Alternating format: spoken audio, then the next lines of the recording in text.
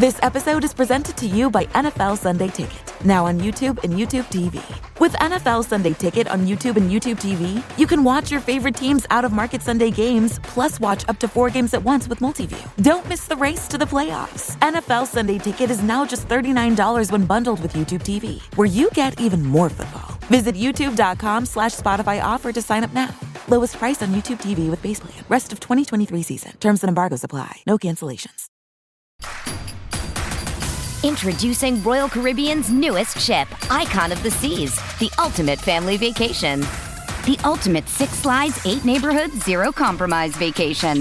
The ultimate never done that, can't wait to do it vacation. The ultimate chillin' by a different pool every day of the week vacation.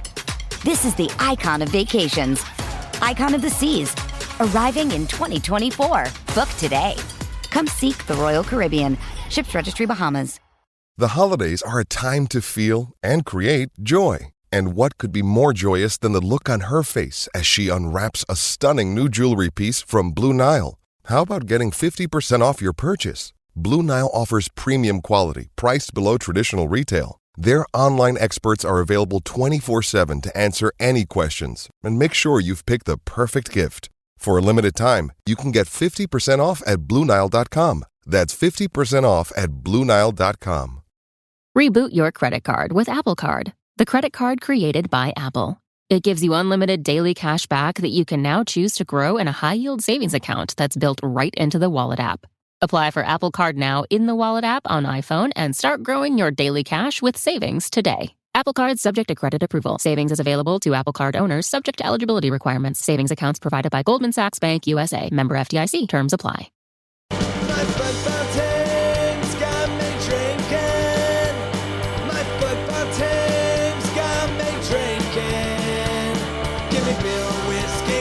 Anything to shake this mood I'm in. My football team's got me drinking. Back at it again with another episode of the Shades of Blue Soccer Show. This episode is brought to you by Sporting Fit. Are you looking to update your game day attire? With inspiration from iconic fashion model Peter Vermees, you'll be ready for game time, on the pitch, and in the club house. Sporting Fit. It's a mindset. My name is Cody Bradley. David Greenwald, Thad Bell, and Robert Russert are all here. Can I just, before we start talking about how unpleasant yesterday was, I just love that even though SB Nation abandoned us, our sponsors didn't. Sponsors didn't. They stuck around. Yay, sponsors. I thought Sporting Fit meant something different, but maybe not. I thought it meant a pulled hammy. Didn't somebody comment on that? No, I think they offer compression, like leggings, maybe with I think in conjunction with Brett Favre, it's got the copper woven into it to help you heal up, something like that. I always wondered about that copper. Is that real? Does anyone use that? I assume anything Brett Favre does is illegal. Yeah, at this point, oh my gosh, yeah. That makes a lot of sense now. He's suing Pat McAfee. I should probably say allegedly illegal. Probably need crystals in there or something, too. All right, so yeah, we are not a happy podcast this morning. 2-1 loss to Dallas last night. David, can you get us started on this? It sucked. It sucked. Cody, you realize David's going to need about a half an hour? Yeah, that's true. I could just go. You want a monologue? Look, we finally scored a goal. That was kind of neat. It was very lucky. Very lucky. Got a very lucky deflection because that would not have gone in but for the deflection. Did he know it? He celebrated it like he just drilled it into the back of the net. I meant to do that, man. I meant to do that. Yeah, no, I think at this point we'll just take what we can get. Yeah, I think that's what that celebration was for sure. But we were anemic on offense. They were terrible. Our best offensive play of the game, other than the lucky deflection, was Agada earning a PK. And otherwise, we did nothing. Anemic. Thad, do you have a different descriptor for us? No, man. Anemic is pretty damn good. Weak. I mean, no. This is what I was saying last week, where no one on the team anymore seems like they're ready to score a goal, and that did not become more apparent than missing 2 PKs right after each other. That was one of the most, like last year we were talking about low points last year in the club history. That one was rough. The back-to-back PKs, that was just, I honestly couldn't believe what I was seeing. Was that the right thing to do for Erik to take it from Willy on the second, not give him a second try? I don't know the answer to that. I mean, I agree with your point there. You almost have to go give it to Agada again. I don't know if I even have a point there, man. I don't think he would have scored it. I think it was aware. I think he knew it. I think the coaches knew it. I think the keeper knew it. I think everyone knew that he is playing with zero confidence. And that's why you had to take him out, because he wasn't going to score it the second time either. They somewhat went against protocol by having the guy who got fouled take it in the first place. But was his shot a bad shot? Yes. It was terrible. It wasn't good. It was placed well. It was placed well. It was placed well. Yeah, but he needed more pace on it, right? Yeah. But it was better than Tommy's. Well, neither of them were good. Yeah. But the Athletic did a piece about this around the time of the World Cup, and statistically, if you want to score a PK, the best thing to do is just blast it at the net. Yep. Yeah. You don't even have to place it. Just kick it as hard as you possibly can and make sure it's on target, and you will score. Right. 98% of the time. If you're going to place it, you got to place it high, because then the keeper's not going to reach it. It can't be weak, though. I mean, because when I say high, I mean up in the corners. You can't just lob it in there. You might be lucky and the keeper dive out of the way of it, but they also might just stand there and catch it. I mean, there's just too many things. Blast it hard on frame. But no one on the team has confidence. Nobody wants to score. Nobody feels like they can do it. No one wants to be the man right now. And that's why we're not scoring. That's what I've been saying for a couple weeks. And it's not going to change until other players come back into the lineup. So it's just going to further put Agada's confidence in the shitter? Yeah. Probably. Yeah. Did you guys see Fontes having to console Yeah. Willy after Thommy took the ball away from him? Yeah. That was not the body language of somebody who was Ready one, to- happy, and two, in a good headspace. Well, I wanted to see the replay of that, but apparently we're not getting replays. Yeah, that's another reason we're not a happy podcast right now. I was out with birthday party gatherings, and I was sitting at the Pawn and Pint. By the way, have you guys ever been there? Pawn and Pint? Man, I have play video 3 games? kids under the age of 4. I don't go out and do It's not a stuff club anymore. though. It's it's a bar. You get to go there and sit there and play board games and drink, and it's really fun. And I brought my computer and sat there in the corner and tried to watch the game. And yes, that was where we were getting. You can't watch the replay. I don't know what's going on with Apple or MLS Season Pass right now, but it might just be because I don't have an iPhone, and I know Apple likes to do that. The evil corporate overlord likes to make you buy all of their things, but I can't just go online and watch a replay. So I'm operating on highlights and what I saw out of the corner of my eye. You could watch a recap, but not the replay of the game right now. None of us can. A 7-minute recap, and that's for all MLS games. I can't watch any of the games from yesterday. I mean, Robert said you could watch some, Yeah, I can access some of them, yeah. but not all of them. Right. From yesterday. I'm glad you guys are going with me a little bit on this, because everyone's been all about Apple and very pleased with this so far. It's been good. Been a little afraid to, But I was not home until I got home right at the end of the half, or at the end of halftime. It's a terrible time to get back. So it was your fault. Hey, You ruined it. if you believe in that, then suck me. Oh my God. I'm in a grumpy mood, man. I think we're all in a grumpy mood. Jeez. That's a fine for the tone, I think. But the whole broadcast was terrible. I mean, it didn't look good. The announcers were not good. The replays were non-existent. The rundown's out the window. Folks. Yes, it is. We're in segment 2 now. Yeah, not to get I'm too. sorry. Not to get. No, too, we're just ranting at this point. And that's the game winner. Everyone's angry. we're gonna. I'm sorry. Go back to the replay. Let's pull the curtain back a little bit. We have a rundown, and Thad just skipped straight. Let's to talk say- about how bad the broadcast was. 'cause It was terrible. It was awful. They were calling players the wrong names, and So it was their fault. Well, so there was Yes. there was a weird hue on the screen. It looked, Hugh Grant? No, That's weird. He Let's wasn't not go there.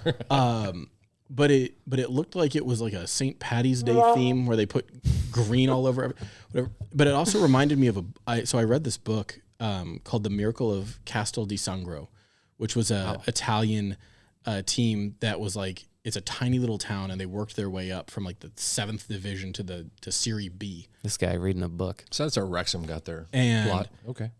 They tell this story of how like they didn't have a stadium, and so they finally built a stadium, and the president of the team wanted their pitch to look gorgeous, so he got a certain type of grass or whatever, and it was the most beautiful green grass anybody had ever seen. But then the second you stepped on the pitch, you sank into mud because it was not proper grass for like for a pitch. And that's all I could think of when I saw Dallas's field last night. Was Well, there were a lot of people slipping. it was like so green, it didn't seem natural, but they couldn't get the names right. There was one of the broadcasters was actively rooting for Dallas, and like, yeah, statistically, it's probably going to be a game winner when you score in the 83rd minute, but you can't just shout that's the game winner when there's at least 10 more minutes left to play. That was rather odd. Who was that? I don't know his name. They're not even worth naming. I have no idea who called the match last night. I don't either. We're grasping at straws looking for things to complain about here. We're not. No, there's plenty to complain about. The show's not in a good head There was- place. Bad replay for VAR, especially when Sporting got awarded that second PK. They initially went with Felipe might have not actually gotten touched by the keeper, and then it was, well, it might be offsides, but they never played the ball. They never showed a replay of the ball actually getting struck. Yeah. And then they never played a live shot of the ball coming off of Willy. They just showed a still that showed Felipe in front of Willy, and it was very confusing. Well, so that was what the call. I thought they just decided that it wasn't a foul on the keeper, and that's just why they changed it. They called offside. Oh, Yeah. Okay. There were far better replays watching Major Arena Soccer League last night than watching Apple with the Sporting game. Now, I'm not saying other games were bad, but that was bad. Now none of the four of us would watch the LA Galaxy home game because we were all at the stadium. But the Portland game I thought was really good. Colorado was really good. And shout out to friend of the pod, Nate Bucati, who, despite being a Sporting KC fan and working for the club for years, was, I thought, pretty fair and neutral and unbiased when he called our game. And Tony Miola just doesn't even like Kansas City, so he was not biased. Sporting legend Tony Miola was also unbiased. But last night it was like watching a Dallas broadcast. It was like, going back to being able to watching other teams' broadcast crews actively root against your team. It was really unpleasant. It is an odd setup that they just kept on local broadcasters, and they're just lining them up as seemingly at random other games all year. So, David, are you going to regret not going to St. Louis if there's a St. Louis biased announcing team for the game in St. Louis? I'll mute it and listen to the radio and listen to Jake and Allie. There you go. Friend of the pod, Jake and Allie. Brought that full Except circle. that won't be in sync. I don't care. I really don't care. I'm going to loathe watching us play Purina FC anyway. It's just going to be miserable anyway, so whatever. St. Louis square cuts. Khiry Shelton, 0 for 5 on crosses. Yeah, not good. Was he doing any of the other things? Remember, he was getting credit for some of the things he was doing this year. Was he doing those last night? Well, so here, if you read the comments on our site, there are people who thought that he had actually a pretty decent game. I disagree with them, respectfully, of course. I'm shocked. I'm just shocked to the core, man. That I'm being respectful about it, or that I disagree. Well, But so Khiry, there were he put in, I think, one that I can remember that was actually not a bad cross. Driven cross, yeah. But a lot of his takes were low crosses that didn't clear the first defender, or trying to pull the ball back into the box when like there was nobody even remotely nearby. There was nobody to cut it back to. He just cut it back. That's the fault of the people who weren't there. Sure. But at a certain point, he has to have enough awareness to know that like it's functionally just a turnover. that's what I feel like all of our crosses are for the last 5 years on this team. Yeah. Crosses, corner kicks. Just to go along with your theme, you're not going to mention his whiff on a clearance? Well, I'm more mad at his defense. Okay. So on the first goal, Well, that was anti-defense. yeah, on the first goal, I don't remember who cut it back and laid the ball off, but Khiry standing a yard and a half away from Velasco, makes no attempt to close him down, makes no attempt to make him uncomfortable, and lets him just take a clean strike. He literally just stood there. This episode is brought to you by Columbia Sportswear. It's snowing again, and that wind chill is killer. But you're not worried about that because you shop the Omni Heat Infinity Collection. It's warmth perfected with tiny gold dots that reflect your body heat inside and protect you from the cold outside. No snow or chilly temps can stop you now. Go out anyway. Shop the Omni Heat Infinity Collection now at Columbia.com/infinity. Would earlier subs have made a difference? That's often, we were talking about comments online, anger from people online. That is often a focus that Vermes doesn't make substitutions fast enough. I agree, but you guys know where I'm at on would an earlier sub of Felipe Hernandez change this game? Is playing Felipe Hernandez more going to change this season for Sporting Kansas City? That's where I don't subscribe. Well, it's not so much Felipe. Felipe was our first sub. It's that, Redoya comes in the 75th for Thommy, and then we sub in Tzionis and Caden Pierre in the 85th. So you've got Khiry, who's been ineffective and terrible all game long. My argument is he shouldn't be on the field or in the 18 to begin with. But you've got Khiry out there. You need a goal. Nothing that we've done all night is working. You can't sub a guy in for a 5-minute plus stoppage time cameo and expect them to impact the game. It's not enough time. Yeah, agreed. And again, there's a lot of math that suggests that making substitutions between the 55th and 65th minute is the prime time to get a sub in to make an impact. And it's not going to be every game, right? Like the analytics don't always pan out, but mathematically you are most likely to have an impact sub in the 55th to 65th minute. So leaving a wide player or an attacking player in the 85th minute, putting somebody on, you're not going to score. It's unlikely that person's going to score. And so I don't know how you can even, we do player rating articles, and Tzionis got 3.5 or something. I don't know how you can even score him. He was barely on the field long enough to even qualify. That was for his haircut. Oh, I'd give him a 1 for the haircut. But, it's just Ben Sweat was bad all game long. We subbed him out for Caden Pierre in the 85th minute. When is he not bad? He's been pretty decent going forward in the past, but it was not a good game for him, man. Yeah, I'd say last night was his worst one of the season. But I think a lot of people are frustrated with, Felipe for Roger. That's been every game almost, right? Yes. Right? So it's not a tactical sub. It's not a sub to change the game. It's a sub because Roger can't go longer. So I think that's what people are frustrated with. How come there's not something happening that's really going to change the game besides a standard substitution? And that is one of the critical aspects that people have been talking about, is that there isn't anybody on the bench to make a change. Now, you can say, well, this guy hurt, this guy hurt, this guy hurt, this guy hurt, et cetera, down the line, which is true. And I mean, I give some deference to that problem, but it still is a issue that who you're going to sub in to make a change. Now, Felipe isn't going to make a lot of difference compared to Roger. I mean, some maybe. Cam Duke. But when you have Johnny that's out, Polito's out, etc. Kenda's out. There isn't a whole lot of guys on the bench that's going to make a lot of difference going forward in the attack. And that's where I stand. I said it last week where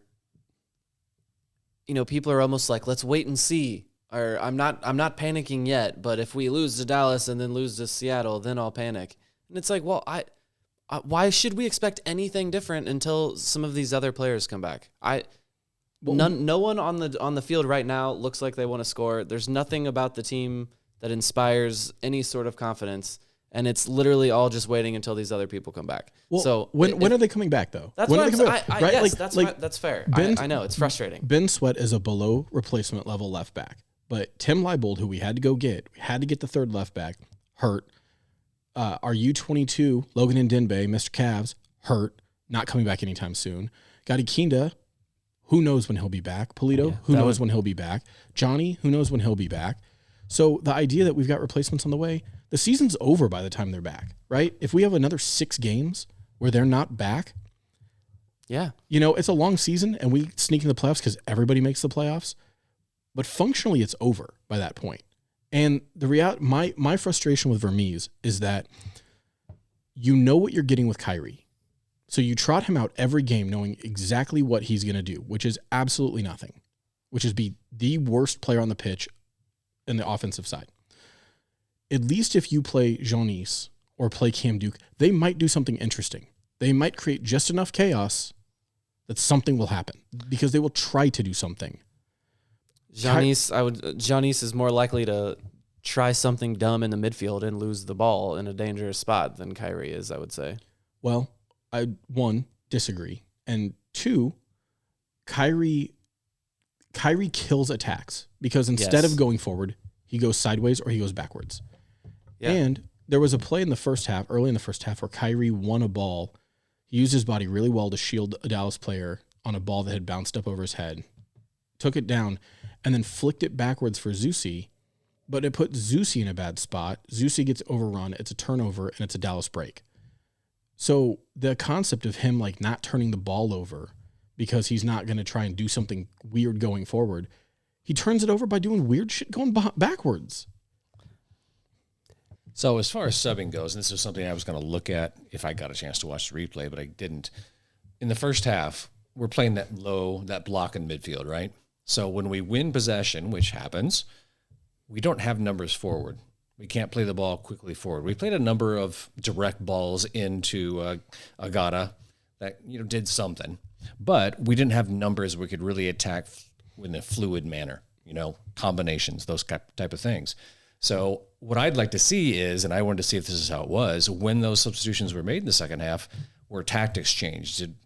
I don't think anybody went up as a second forward, and maybe so we can get some more numbers forward. Was there a tactical change that you guys noticed? I didn't because I didn't see the first half to really compare that with. Right. I was at the Comets game, which also sucked, and I tried to watch the first half. And again, Apple sucks so far. I was using a lot of tactics in all the board games that I was playing, so I was kind of focused on that. I was really doing well in some of those.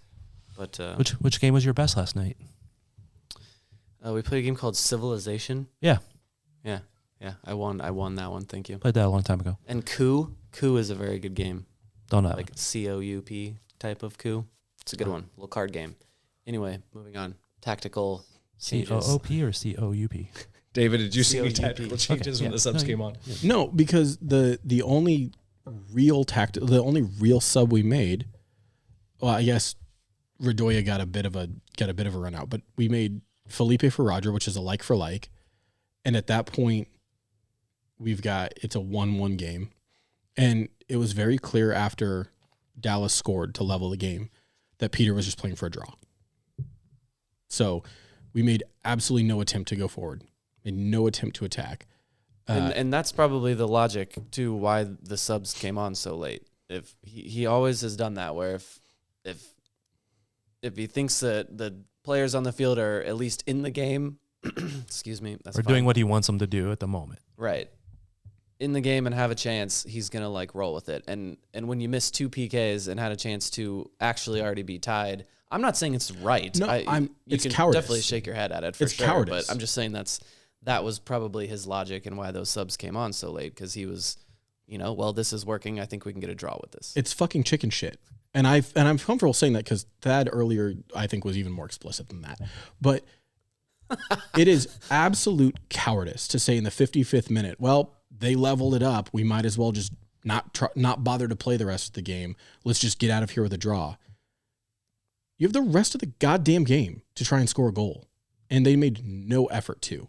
Vermees made no subs in an attempt to change the game. He made no attempt to win. We got a goal in the 11th minute, and that was it. And that is cowardice. And that took a huge deflection. I'm gonna now I got to flip side for a minute at least. Got to play the other side at least because I've been grumpy and negative. So now I'm gonna try to be on the other side. Okay. it's going to be tough. But they were doing enough to have won the game because they did get the penalties. They had 2 bites at that apple that both they vomited on, but they had that chance.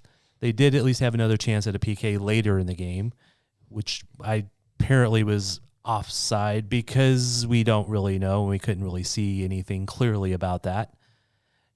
But they were in that game. They were in the spot where they could have won that game. They should have won that. They should have at least been up at 1.21 based upon that penalty.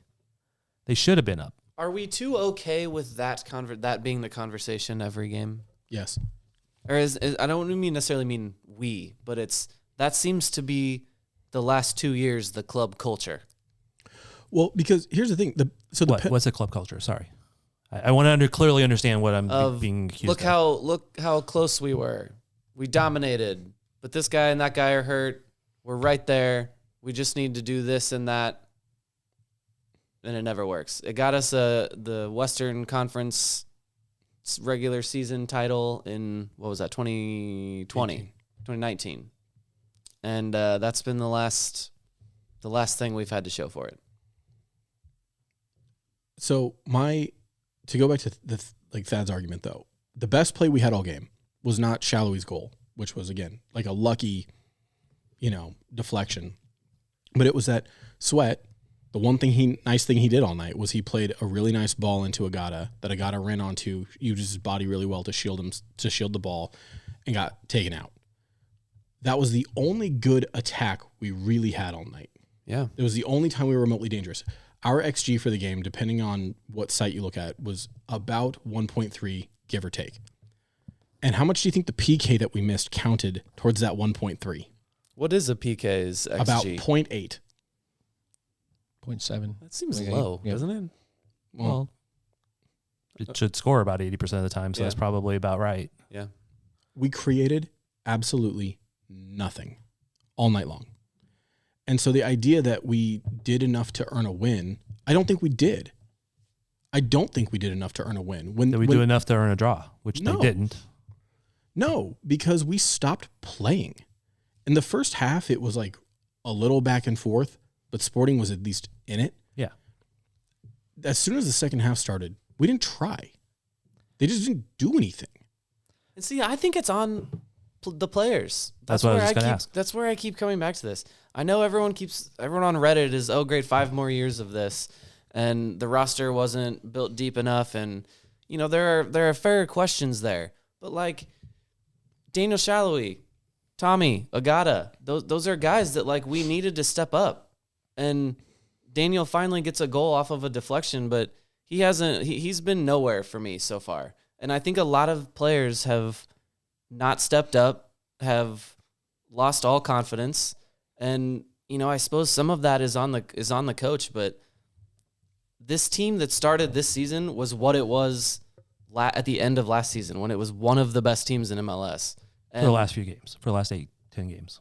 Yes, for over a couple months plus, which is not that small of a period. I'm just saying these guys looked way better than they did than they are right now. And a lot of this is on the players. I know I'll be labeled a Vermees apologist, and we can have the conversation about roster construction and all of that. Like, we can definitely do that, but for me, it's on the players right now. The players just aren't doing anything, and they showed that they were a better team than this. We've seen them be a better team than this.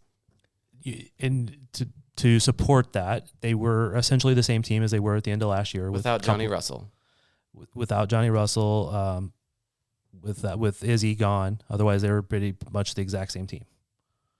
Yeah. Which you can argue, I don't know that Izzy made a difference or not having Izzy there, except for a couple of bad plays from Robbie early in this run. Yeah, but the defense hasn't been that horrendous. No, until second half of the goals they've given up this year. You could pin 2 of them to a certain left back having contributed to them. So that's my thing is why is no one online dragging the players? It's all on Vermees. Because it's always going to be on coaches. That's the way it is. So if we scored the PK, we're having a different conversation right now. But David, you in the comments were in the comments on bluetestament.com, by the way, talking a lot about you blame Bliss more than you would Vermees. Maybe the fact is, and I know we're missing our 3 DPs, that these players maybe just as a group are not good enough. Well, that's the real scary thing, because once those players do come back, if things don't shift heavily, then yeah, the club is in a lot of trouble for the foreseeable future, the next couple of years. Well, we had that conversation about the U22s, right? If they're not good enough to get minutes, then it's a scouting miss. That's on Bliss and Vermees. If they should be good enough, but we're not coaching them, that's on the technical staff. That's on Vermees, and that's on the coaching staff to coach them up. But we spent a lot of money for us on Ndembe, Volader, and Tzionis for them to not really be contributing. One of them is hurt, and one of them is starting. Right, but not doing terrible. Do you think Volader will continue to start once the new guy gets here, once Rosero gets here? We don't know. I would say probably not, but like that doesn't change the bottom line here. Like you just said, if Courtney Ford hadn't ruptured his Achilles, do you think Volader would be starting? How many minutes do you think Volader would have if not for an injury? I think we're this far into the season that an injury or any other thing to any other player could have happened, and he could very well be starting. Well, it's possible. He would be more in competition for the left back spot with Andreu. Right. And again, you can argue whether the U22 guys should be starting or they should be the third option. I mean, he would be the third option. And for the point that you're trying to make, though, like if he was, I don't think if he was a couple tiers better or shown more progress, then we wouldn't have needed to sign another $1 million center back. Well, my point is, I'm not trying to dump on Robbie. I think Robbie's been mostly fine. I think he's getting more and more comfortable. Yeah. My issue is either the guys are good enough, in which case Vermees needs to be playing them, and I don't think that Volader would be playing if Ford was healthy or if Rosero was here.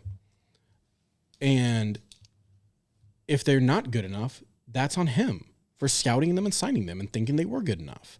That's a problem because it's a roster mechanism that we have to take advantage of. And if you look at other teams around the league, the ones that do really well hit on their U22s, like LAFC has Cifuentes, who's going to be a $15 million player when they sell him to the EPL.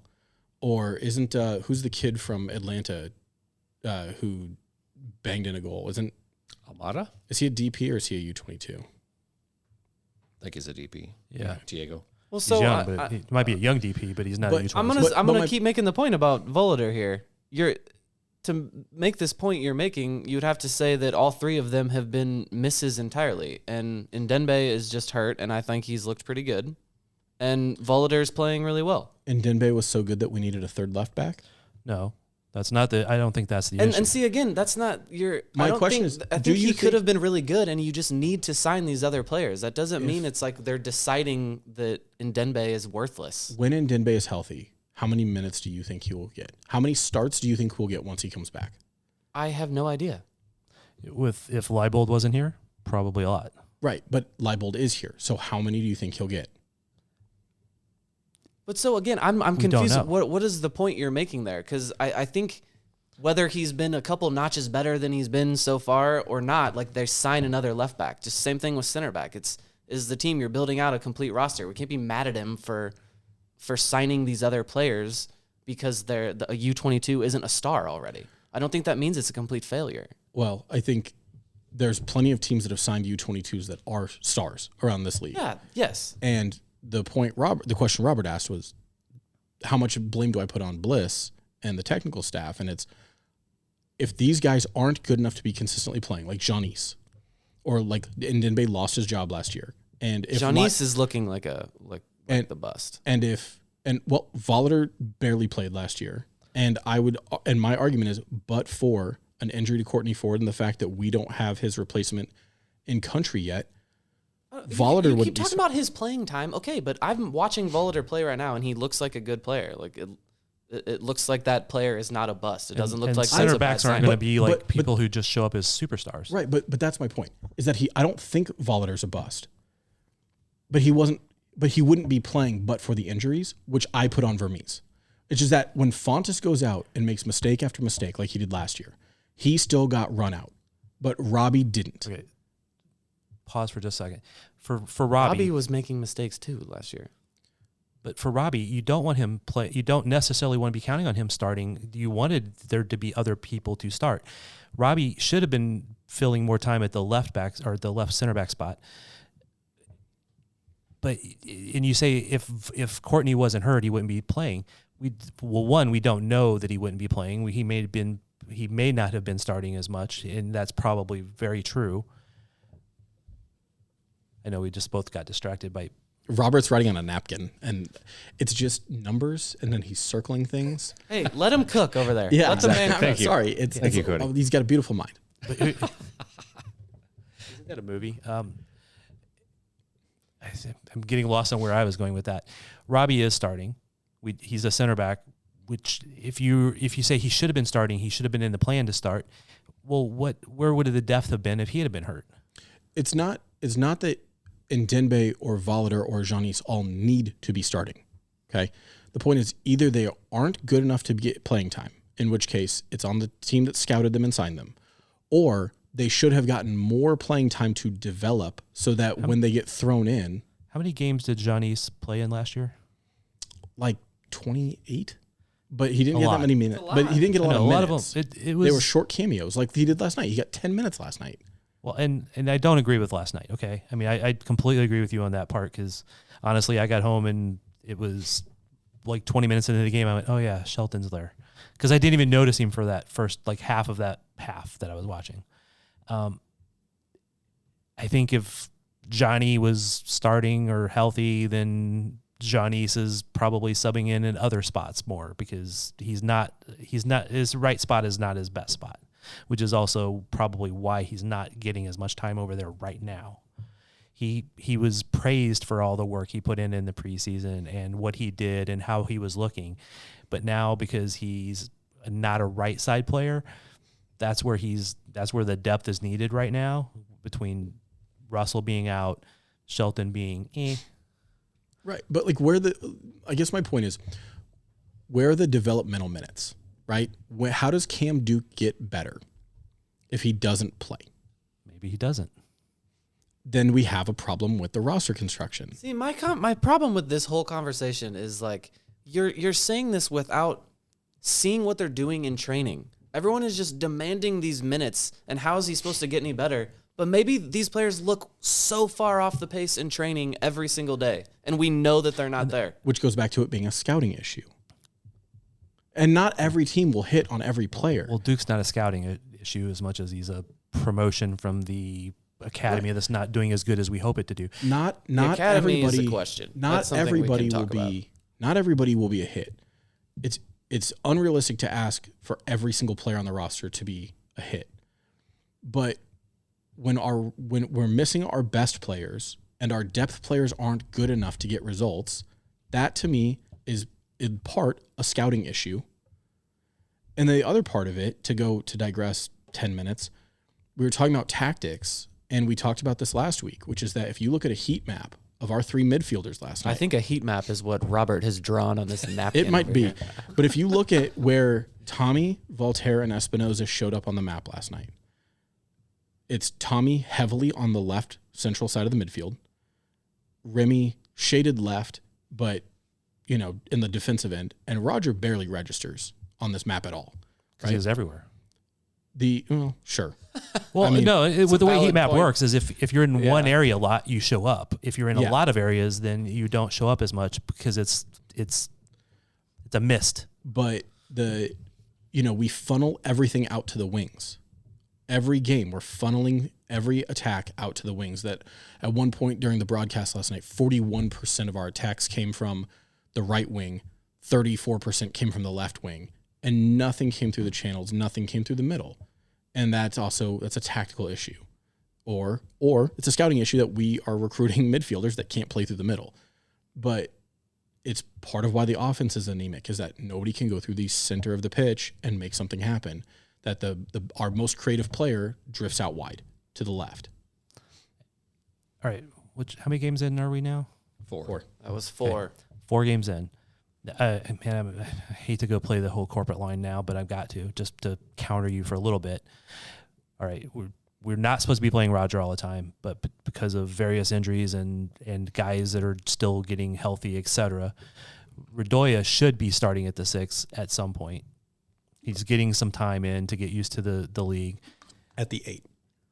I know, but I agree. I want to see him at the 6, but he's been coming in at the 8 because I think you're trying to protect him from being an issue until he gets used to the league a little bit. Voltaire has been at the 6. He's been playing really well at it, and all of a sudden the other day he decided that that's where he thinks he's best at, which last year he was, I think I'm better at 8, but I can play the 6. This other day he's just like, oh yeah, I'm better at the 6. Like, dude, where'd that come from? But I do see Radoja taking that spot, Voltaire stepping up, have him replacing Roger starting, Felipe being the first sub off the bench for whoever in the 2 spots up there until Kenda gets healthy, and he's not. I've been the one that everybody's like, oh, Kenda will be back. I'm the one that's been saying for the last year, I don't know when he'll be back, if he'll ever be back. I don't count on him being back. I hope he is back. How is that a take? How can someone just never recover from an injury? His bones will never heal, is what you're saying with that take? How is this possible? There's a big difference between when, yes, he has been in practice, his bones have healed, he's there, but that doesn't mean that he'll ever be back to the point where he'll be a starter. Right. That's Felipe what Gutierrez. I'm talking about, okay? Because I go back to Felipe Gutierrez, Jimmy Medranda, all right? And there's other players that and those hurt. Just each of those names, you're just throwing knives around the room right now. Yeah, well, good. I want you to have pain. But when I did research on the Jimmy Medranda article a long time ago, I was told like a lot of player names that were in NBA and in soccer that never came back. Okay, they showed up, they could play, they could walk, they could run, but they never got to a point where they were starters or maybe even bench players. It just didn't happen. But there were some who do come back and do, but they almost all took a considerable amount of time. And I think I've been pretty consistently saying this, that I've never been confident that they will all come back. Especially, I've been more confident on Polito because he's such a workout monster that I was more confident that he would get back at least physically. But getting him on the field and being a great contributor, we don't know how that will go. Kenda, I've seen him in training. I've seen where he's doing stuff, but he's not in full training yet. At least Polito is in full training. And media day, Kenda was a long ways off still. Right. That's what I'm saying. But you're the one challenging me whether, what do you mean he'll never come back? I don't know if he'll ever come back. But I do see where the pieces have to maneuver to get to where this team's at its best. It's definitely not there right now, and you can blame them for not getting this guy in or that guy in or having a major injury all of a sudden in preseason. Before we get to Robert's napkin here... Which is getting more and more interesting. I can see it's hieroglyphics Okay. and like some Japanese kanji in there. I think he drew like a Mr. Potato Head. Is that what that is? I don't know. So a note back on our sponsor, Sporting Fit. I think a question a lot of people have right now, a take you see a lot, a knock on Vermees a lot, is something about people are making a correlation between all of the injuries that Sporting Kansas City seems to have and something that Vermees or the training staff or something about this club, that it's not just luck. People are implying here that the club or someone is doing something wrong that is leading to all of these injuries. And this is probably I'm just broaching the subject here because we could do a very long form podcast on this. Little tease for maybe another podcast. Long form. Did you guys hear that? Long form.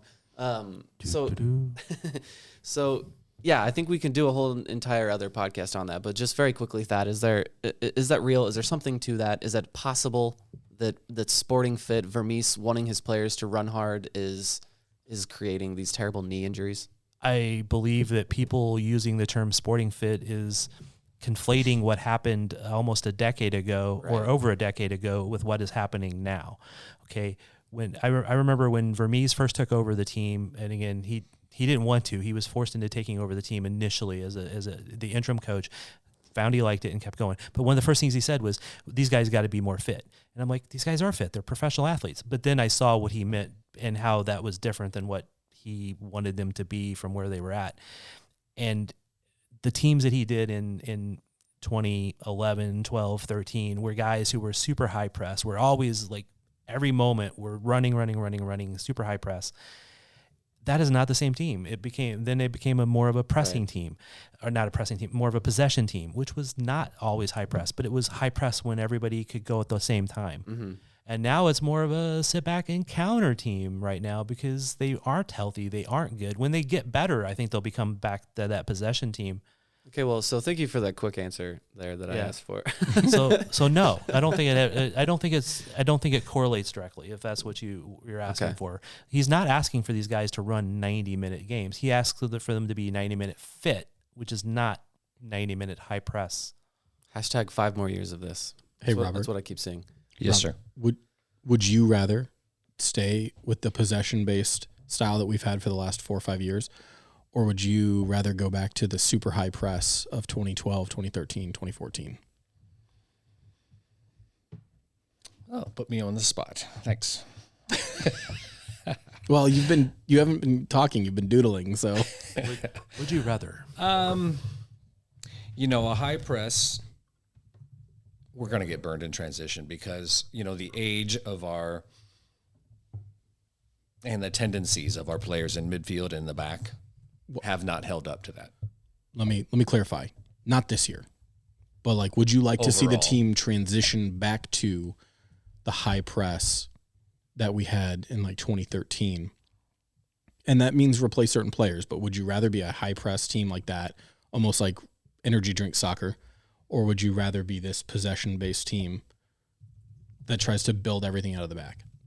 I'd rather be a possession-based team because I think it's more enjoyable soccer to watch. It's more entertaining as far as the beauty of the game, and I like the beauty of the game. I just want stronger players, more athletic players to be implementing that system is what I want. And that's what I'm looking at here on my napkin is we have a spine that, is somewhat young.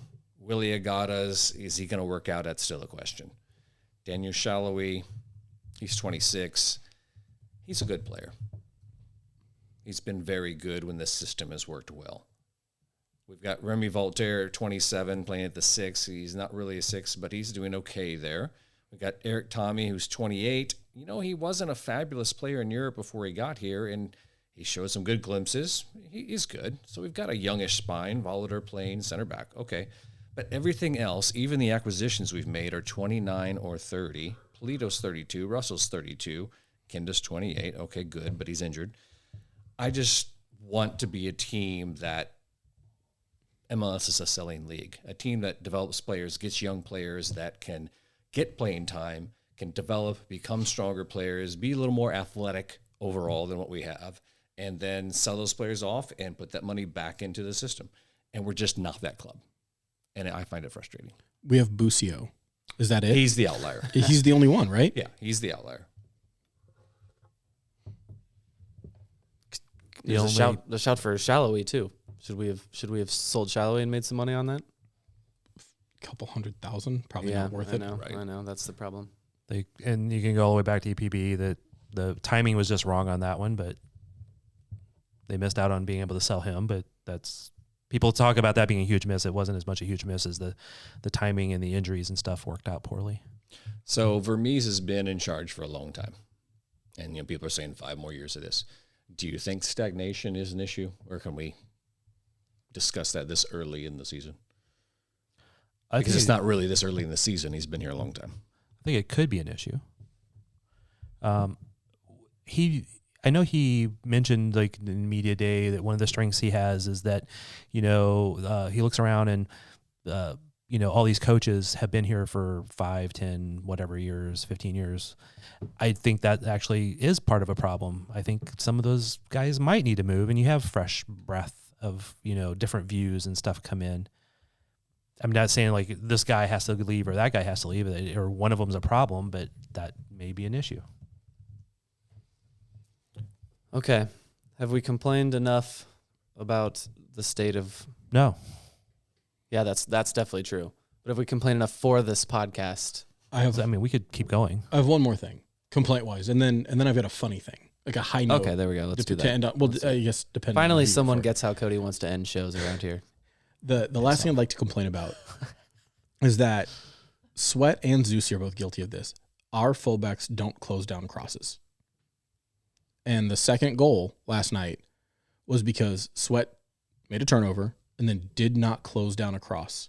And the ball went through to Jesus Ferreira, who took a very weak shot, saved by Poolskamp, ball spills. Then nobody, Zusi, Fontes, neither of them made any move for the ball, and then Ferreira gets a clean look to score. They don't close down crosses. It's been a problem for years. But the best defense to a cross is not having a center back who can head it away. It's don't let them take the cross to begin with. Block the cross. And instead of closing down, Ben Sweat stood there with his hands behind his back and put his foot out, but left 5 yards of space so that the guy could take the cross. So, yeah, I mean, that second goal, Sweat, is the main issue in my mind. It was a pretty bang-bang play. I don't know if those guys could have done anything, but I get it. But the first goal, Zusi, he's approaches the guy carrying the ball 10, 15 yards from our penalty box and keeps backing up and backing up and backing up until Zusi himself is 5 yards deep into his own penalty box.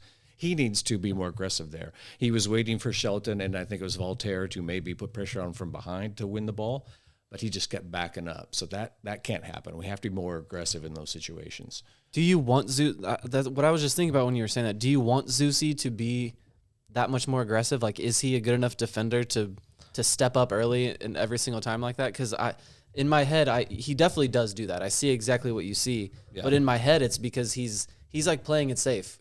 I'm 30, what the hell ever. I'm not the fastest. I didn't start this as a defender. But dropping 3-4 yards into your own penalty box is not playing it safe. Right. Yeah. Yeah. How much, and in that particular case, how much room did the attacker have between him and Zusi in that case? I don't know, 5 yards maybe. So, because I'd have to go back and see that specific play that you're talking about. But I mean, there's a lot of different ways to play defense, and not one of them is right as much as there's the situational. Because with Zusi, if he's seeing other people, maybe he's just playing where he's trying to contain them to not give them an open shot. But there's a point where, okay, this isn't going to happen. I need to be more aggressive at this point. But and that's before you get to the penalty box. But that's when other people have to be helping him out, right? I mean, you said maybe he's waiting on Shelton or Voltaire, and I'd have to see the specific play you're talking about to go back and look at that, right? And even on closing down a cross, you're right. Like every step you take towards somebody that's making a cross means that there's 10% of an angle that's taken away, right? Until you get, as you get closer to that person making the cross. But if you take one step and they're already in the process of making that cross, then it's actually opened up more space behind you. There's not one right way all the time. I do think that they do need to close down some of those crosses better or have been farther out in the first place. But maybe they're covering back because the midfielder hasn't got back. So they're trying to cover two spots. Well, if Sweat had cleared the ball in the first place, it never been an issue. Yeah, so there's that. So nobody here likes Fulham, right? Fulham Football Club. I like when McBride Fulham. was there. A couple Americans. Let's go. What's your problem with Fulham? Well, I'm trying not to ruffle feathers any further. They have somebody from St. Louis on that team? Fulham. Do you not like them for that reason? No. I have no opinions on Fulham one way or another. Yeah, I don't like Tim Ream, but he's been really good. Raheem Robinson. Would you both just shut up for a second? We're really Raheem Robinson, that's R&R, man. I was rooting for Fulham today. They were in a FA Cup tie against Manchester United. They were up 1-0. That's something we can all get behind, rooting against Manchester United, right? They were up 1-0 in the 72nd minute. Over City. And United drove in the box, took a shot on goal. Willy, the Brazilian winger, jumped in front of the goal and knocked the ball away with his arm. Goes to VAR. VAR comes out, gives Willy a red card. And then the starting striker for Fulham in this game was madness. To this point, the only guy who had scored was Alexander Mitrovic. Grabs the ref by the arm to spin him around. He gets a red card. Jeez. During the VAR review, they had given a red card to the coach. So one play, 60 seconds, 3 red cards. It was magical. And I'm sad that United won. They subsequently scored the PK and then, dominated a 9-man side. But it was chaos. It was just pure chaos. It was beautiful. It was FA Cup at its best. It was terrific. Okay. And it wasn't us. That's the high note. And and it is also setting up for a Manchester Derby final in the FA Cup. Hey guys, we've got Seattle and Philadelphia coming. Yeah, is anyone gonna be back? Is Polito gonna be available? He's the one that he's like the closest of any of these that we're desperately waiting on. Okay, so he'll be available and then enter the game in the 87th minute, probably, right? Somewhere around there. 83rd. Okay, well we have that. We got that going for us. Optimism. Sport Egg. Don't seem so tough. And 3 own goals ain't all that rough. Our skipper has just been sent off. Supporters strong have all gone soft. My football team's got me drinking. My football team's got me drinking. My football team's got me drinking. Give me beer or whiskey, wine or gin, anything to shake this mood I'm in. My football team's got me drinking. My football team's got me drinking.